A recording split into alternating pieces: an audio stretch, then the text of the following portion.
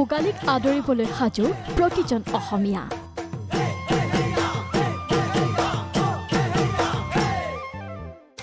ব্যস্ততাৰ সীমা নাই ৰাইজৰ মাজত।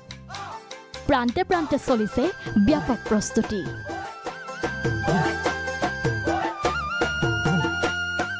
মাঘৰ বিহুৰ উৰুকালৈ মাত্ৰ কেইটামান দিন বাকী। উৰুকাৰ নিশা আনন্দৰে লগে ভাগে এসাঁজ খোৱাৰ বাবে চলিছে ভেলাঘৰ সজোৱাৰ প্ৰস্তুতি।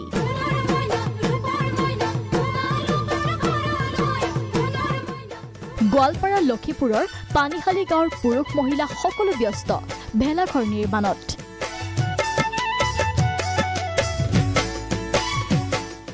গ্ৰামাঞ্চলত এতিয়া সৰ্বত্ৰে চলিছে ভোগালীৰ এনে প্ৰস্তুতি। ভেলাঘৰ নিৰ্মাণৰ অঘোষিত প্ৰতিযোগিতা ৰাজ্যত। এই দৃশ্য বাইহাটা চাৰিআলিৰ।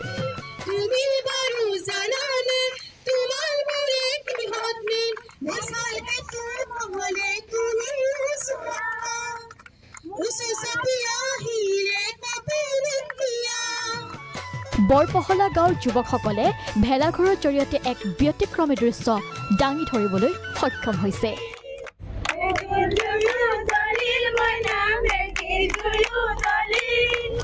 এনেদৰেই শৰাইঘাটৰ যুদ্ধৰ আৰ্হিত নিৰ্মাণ কৰিছে ভেলাঘৰ।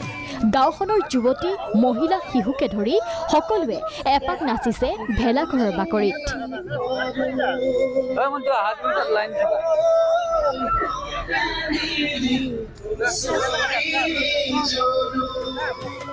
ডিব্ৰুগড়ৰ তিতাডিমৰু গাঁৱত ৰংঘৰৰ আৰ্হিত ৩৫ ফুট উচ্চতাৰে নিৰ্মাণ কৰা হৈছে ভেলাঘৰ।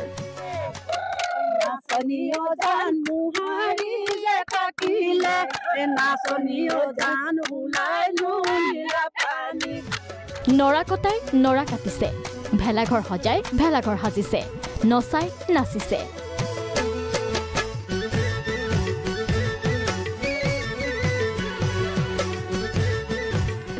গহপুৰৰ জকাপৰাত ২০০ ৰাইজ মিলি ভোগালীৰ উৰুকা নিশা উদযাপন কৰিবলৈ সাজু হৈছে।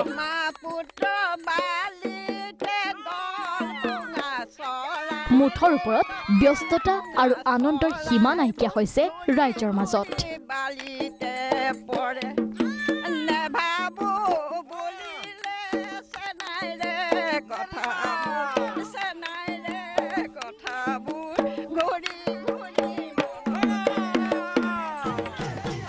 সমাগত ভোগালী বিহুত গুৱাহাটীৰ বজাৰতো উপলব্ধ হ'ব চিপাঝাৰৰ গৰুকুটি কৃষি প্ৰকল্পত উৎপাদিত দৈ।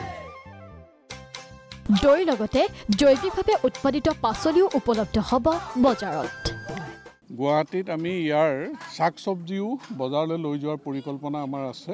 এতিয়া ভোগালী বিহুৰ টাইমত দৈটো পাবই, দৈ গাখীৰ পাবই, শাক চব্জিও হয়তো আমি বজাৰলৈ দিম। মুঠতে ভোগালীক আদৰিবলৈ ব্যাপক প্ৰস্তুতি অসমবাসীৰ। গাঁৱে গাঁৱে এতিয়া ঢেঁকীৰ শব্দত কঁপিছে প্ৰতিটো চুবুৰী। News desk report, Prag news.